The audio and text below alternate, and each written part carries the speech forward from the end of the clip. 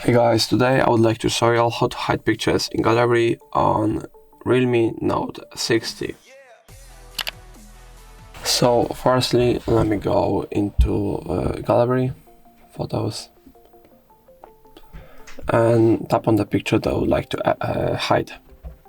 Now tap on more in the bottom right corner and tap on set as private. Tap on OK.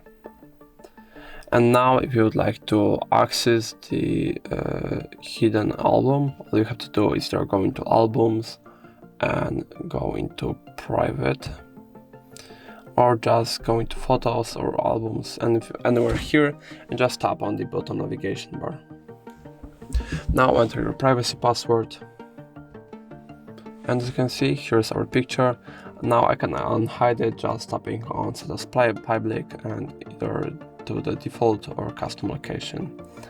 And that's going to be all. If I helped you, please leave a like and subscribe. And if you have any more questions, let us know in the comments.